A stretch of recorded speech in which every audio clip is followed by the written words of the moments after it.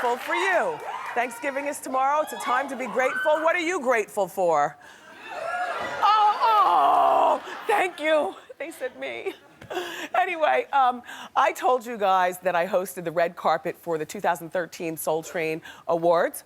Well, you haven't seen it yet because they record it, the red carpet and the awards before they show it. So on Friday's show, I'm gonna give you a sneak peek of the red carpet, some of the highlights, and then you'll be able to see the full show, including red carpet, on Sunday on BET and Centric.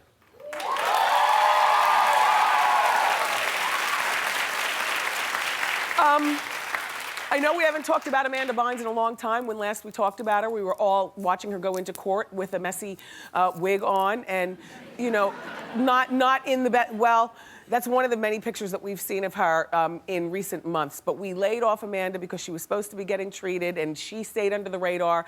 And now, this, by the way, was back in July when Amanda was placed on a psych hold and then transferred to a rehab facility where she's been ever since. Now, apparently she's done a great job of staying off social media, staying out of the magazines. None of the people in her camp apparently are leaking stories. So she's been under the radar.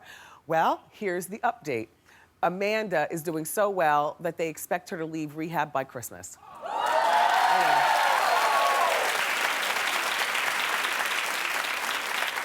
Then once she leaves rehab, she'll reportedly live with a sober companion who will help her transition back to society, which I think is terrific. These sober coaches are very expensive, but as you know, you can't put a price on good health or sobriety. And this is a young girl who worked and amassed millions, you know, back when she was working. She's still only 27 years old, so she's got plenty of time to, you know, get it together, you know, after rehab. And then if she chooses to get back into acting, great. But I think, and I have no idea how old her sober coach is or whether it's a male or female, but I think the best kind of sober coach would probably be somebody no more than 15 years older than her, you know, just or somebody under 40 years old, a female preferably. I think that when she gets out, she also needs to continue to take the break from social media, as in, don't have a Facebook, don't have a Twitter, but also don't be on blogs checking what people are saying about you. And don't return to the spotlight until 30. Well, but that's a nice round number. If she's 27 now and I mean, you remember the stories about Amanda. It's not like she had a small fall from grace. I mean, she toppled, spilled, and landed, you know, in rehab. So, you know, she's still facing some legal issues. Apparently, there's a judge that found her mentally competent to stand trial for her own 2012 DUI. So the good part is that the judge declared her mentally competent. The bad part is that she's got to stand trial for a DUI where, you know, she'll probably lose her license like so many people do. However, in the bigger scheme of things, who cares? You know, like, cop to what was in the past, get sober for what is in the present, so you can keep your eyes on what you have for the future. Good for you, Amanda. Good.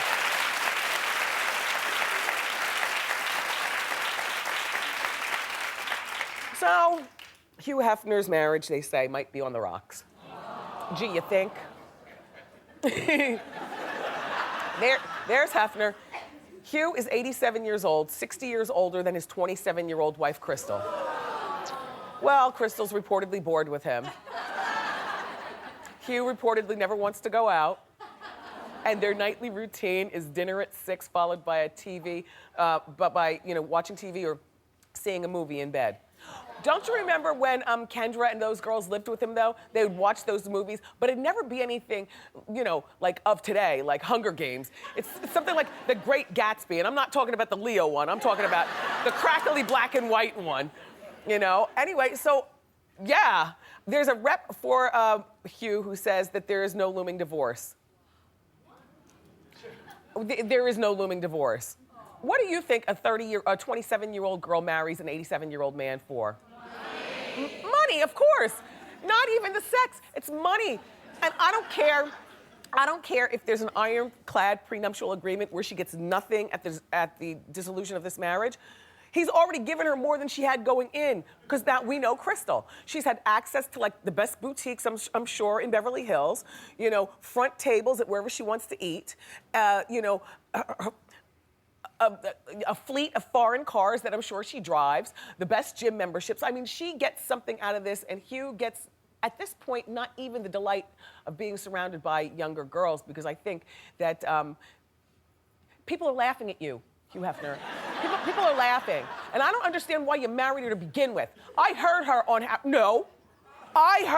on Howard Stern's interview show, where she talked about you like a dog. She said she's not attracted to you. Yes! This is before they got married.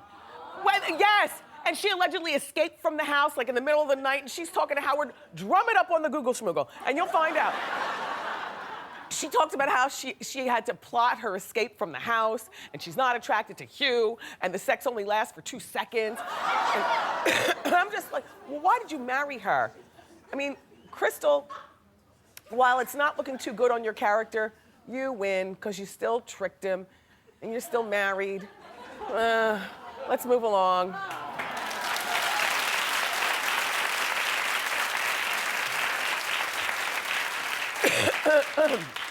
Do you know that girl, Courtney Stodden? Stodden? Okay, she's that 19-year-old girl who was married to that 53-year-old man. Do you recognize her? That's a good picture, though. You know where she's walking in that? An outdoor mall in LA. Yes, it's called, what's that mall called? The Grove, Can you imagine if you were walking in an outdoor mall in LA with your children and you saw this coming towards you? They're used to it out there, though, I guess. Anyway, so she's 19. She recently broke up with her 53-year-old husband, Doug. He was creepy. And that picture, that bleached out hair and those upturned boobs, and that, you look like a hard-living 39-year-old, Courtney.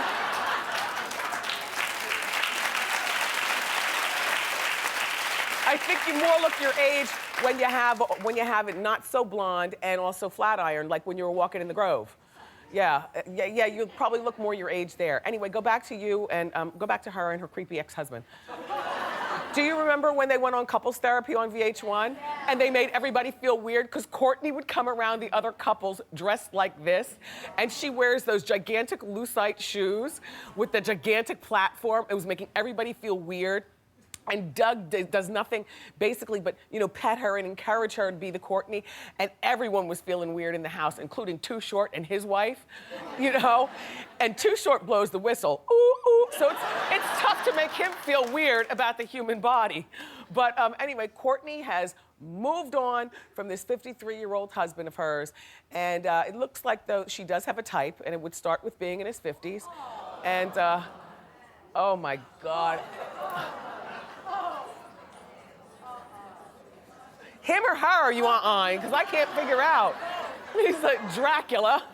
All right, well, she's been getting cozy with this guy named Edward Losey. He's 53, 35 years older than Courtney, who's still 19. He used to date Anna Nicole Smith. So now you can see he has a type too, I guess. Courtney's spokesperson denied that they're dating. Well, you can call it what you want. They definitely look cozy. Yeah. That's a hard 19, isn't it? A mess. Let's move along. All right, so.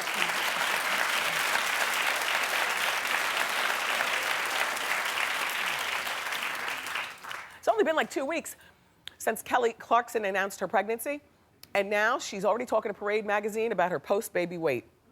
She doesn't want to set the bar high, so she's saying, don't expect her to slim down quick after the baby. Here's her quote. No, I like that she's putting this out there.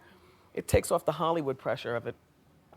She says, I've never been Giselle Bundchen, so ain't nobody expecting that. I like to set a low standard so people don't expect a lot. Yeah. Yeah. Like Giselle Bundchen only gained like 30 pounds when she was pregnant, and she's got a naturally very thin body. Her shoes look gigantic though, don't they? She's got a naturally thin body, and she only gained 30 pounds, and her business is to get back to Victoria's Secret fighting weight, so she was forced to lose it again. Kelly, though, does not make her business off of being thin or fat. She makes her business off singing songs that we all love to sing along with on the radio in the car. And she just got married, and so this baby, like her whole life is so good right now that I don't blame her for putting this out. Like, don't expect it from her. She'll lose her weight on her time. And by the way, you know what? You know, she thought that it was really pathetic for her to be single for 7 holiday seasons. And she's finally admitting that no, it wasn't okay with her. She put on a brave face. She was actually very bothered by it. So the holiday seasons are here. And if you happen to be single for the 5th, 6th, or 7th year, just know this. There is somebody for you. And you just have to keep your options open. And don't get down on yourself. Just keep the options open. Like Kelly did. So Mariah Carey and Nick Cannon are doing rumor patrol. Although I think I touched on this late last week. I was saying that the streets were talking about their marriage being in trouble because they haven't recently been spotted together. And I said, no, I don't believe that their marriage is in trouble. Not at this particular point. No. Anyway, Nick put a stop to the rumors by posting this picture on Instagram. And there was a quote saying, woman crush, talking about Mariah. I mean, it's nice that, yeah. It's nice that he posted the picture, and it's nice that they're putting the rumors to rest. I didn't believe the rumor, and you know how cynical I am. I didn't believe the rumors one bit, but we don't even know whether this is a recent picture, so it almost, to me, yeah, I mean, you just have to, sorry for being cynical on this particular thing. Just because you post a picture doesn't mean it's a recent picture. And that's the first thing. Just because you have a picture together doesn't mean that your marriage is not in trouble. You didn't have to say anything. I still didn't believe it. But I do believe in the 2-week rule for you famous people who have lives that take each other away from each other. At the end of 2 weeks, you got to make time to see one another. See, now apparently Mariah loves being here in New York. She's a New Yorker. And Nick loves being out in LA doing what Nick does. And Mariah thinks that one of the things that he does is overshare in his comedy. Well, I didn't know he does stand-up either, but apparently Nick Cannon does stand-up, and he talks about his marriage and his wife. Well, you know what? That should have been a rule from the beginning of them getting married. It's like, you know, keep my name out your mouth. Don't talk about me in your act, Nick. Then she says that he is also a hard worker in that Ryan Seacrest vein, which I get that. But if you want to be Ryan Seacrest, though, you got to hurry up because second to that throne looks like it might be Mario Lopez, right? Like that Mario Lopez.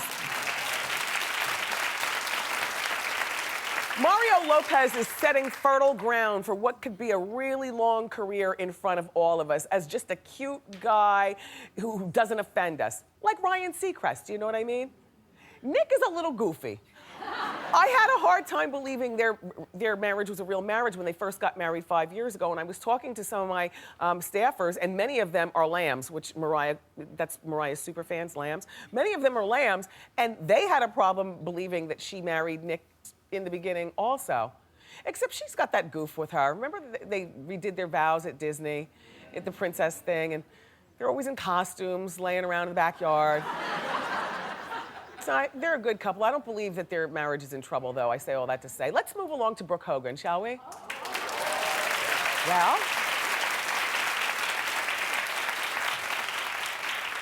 I like Brooke Hogan a lot. She's 25 years old. Last we talked about her, she was engaged to the Dallas Cowboy player. His name is Phil Costa, and his neck. That neck is neckalicious. Right? Oh. He's 26 years old. Imagine how his neck is going to look by the time he gets 30. If he keeps playing sports. Anyway, the word is that Brooke called off their engagement. Yeah. That's a hard 25, isn't it? Brooke, girl. That's hard. But Brooke called off the engagement because she felt that they were moving way too fast. They got engaged after dating for a few months, and she says that, you know, it was taking time away and she was neglecting her singing career.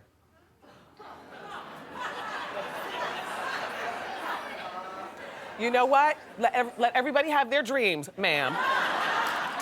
ma'am.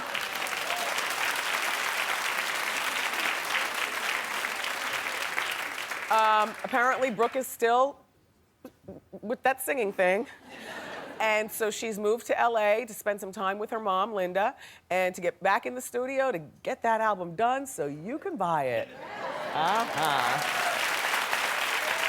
I think a great job for Brooke would actually be to work in the front office of the wrestling league. You know, like those McMahon kids.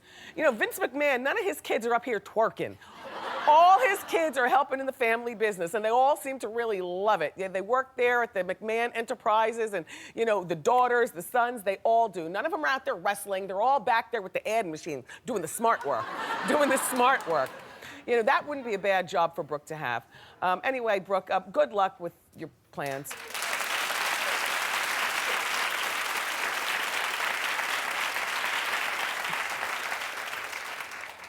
We haven't talked about Daniel Radcliffe in a while. He's a friend to the show, and he has some great advice for some celebrities. He says, if you want privacy, be a private person. So simple, so simple. And it's really amazing because Daniel doesn't have Facebook, he doesn't have Twitter, yet and still his fans are all the kids, you know, entrenched in social media. So what does that say about these celebrities who tweet every nuance of their lives and think that social media is the very bane of their existence for their public? I venture to say that Daniel Radcliffe has proven you all wrong. You know, if you want privacy, be a private person. Perfect. Thanks, Daniel. Yeah. Madonna's daughter, Lourdes, who's still in high school, maybe following in her mom's footsteps. Madonna took Lourdes to the campus of her alma mater, the University of Michigan. I love that. What is Lourdes now, a junior in high school? 17. This is the time I started doing campus visits too with my parents, just to see, you know, how it was gonna be.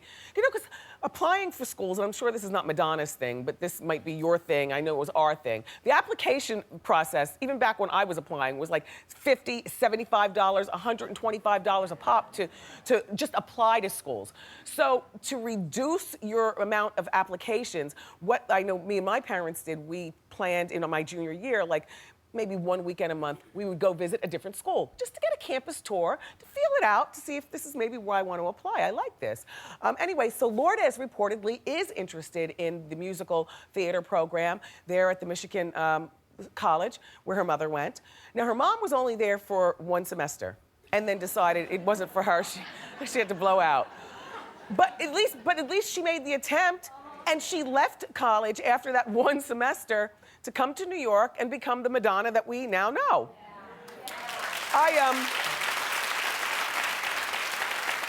I think it's terrific though that Lourdes wants to go to school and actually wants to go out of state to school. There is nothing like college. I mean, there are years that, you know, I would never want to repeat again. I still sometimes wake up thinking that maybe I never got a paper in on time, or, you know, did I really graduate? It's crazy.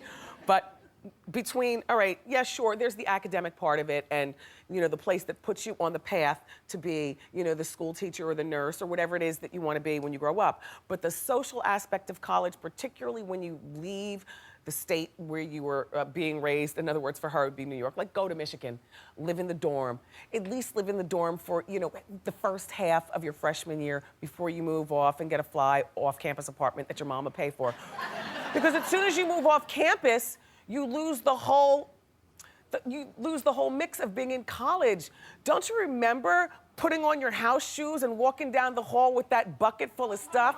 You'd have your shower gel, your toothbrush, right? Don't you remember your roommate stealing some of your Tide and you know, to wash her clothes, and you'd have to, it's just a place that teaches you how to grow socially and just handle your business as a young person. So good for Lourdes, who doesn't need to go to college, but she wants to go. Good for her. So now Oxford Dictionary's new word of the year is selfie. We all know what a selfie is? All right, well, selfie is, you know, that picture that you take. Well, I'll show you by example. Here's Kim Kardashian taking a selfie in the mirror. And Miley Cyrus dressed as Little Kim taking a selfie. And here's a picture of me taking a selfie. Well, the thing, I don't know about you, but for me with a selfie, the thing is that I always like to take it with my left hand, so my right hand, which is my comfortable hand, can be doing something like this. But I'm not that coordinated. My thumb always misses the button. I drop my phone. Does that happen to you when you take selfies sometimes? I got a new gadget. It's gonna help us all out. It's called the Shutterball. It's by AudioVox. Here's the Shutterball, and this is what you do. Okay, I'm gonna take a selfie. Like I said, take it with my hand up here, but I'm not fighting with you, phone.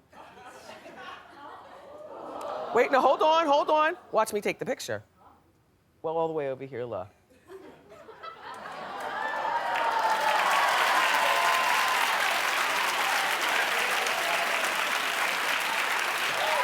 Right? These are so good. Guess what, studio audience? You're all going home with your own